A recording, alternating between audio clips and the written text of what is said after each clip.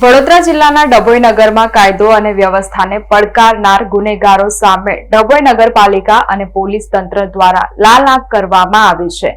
એક મહિના પૂર્વે પોલીસ પર થયેલા હુમલાના મામલે તંત્રએ આજે સપાટો બોલાવ્યો છે। પોલીસ પર હુમલો કરનારા આરોપીઓના દબાણો ઉપર બુલડોઝર ચલાવવામાં આવ્યું છે। વડોદરા જિલ્લાના ડભોઈ નગરમાં કાયદો અને વ્યવસ્થાને પડકારનારા ગુનેગારો સામે ડભોઈ નગરપાલિકા અને પોલીસ તંત્ર દ્વારા લાલ આંખ કરવામાં આવી છે। એક મહિના પૂર્વે પોલીસ પર થયેલા હુમલાના મામલે તંત્રએ આજે સપાટો બોલાવ્યો છે। ડભોઈના મહુડી ભાગોળ વિસ્તારના બીટ જમાદાર પર હોસ્પિટલની અંદર હુમલો કરવામાં આવ્યો હતો, જેમાં પોલીસે 11 ઈસમો સામે ગુનો દાખલ કર્યો હતો। આ ગુનામાં સામેલ 4 જેટલા મુખ્ય આરોપીઓને પાસા હેઠળ ભરૂચ જેલ હવાલે કરી દેવામાં આવ્યા છે। ગુનેગારોમાં કાયદાનો ડર બેસે તે માટે ડભોઈના સુરજ ફળિયા વિસ્તારમાં રહેતા આરોપી સિકંદરભાઈ ફારૂકભાઈ ગરાસિયાના ગેરકાયદેસર બાંધકામ પર બુલડોઝર ફેરવીને તેને તોડી પાડવામાં આવ્યું છે। પોલીસ દ્વારા કાર્યવાહી કરવામાં આવી છે।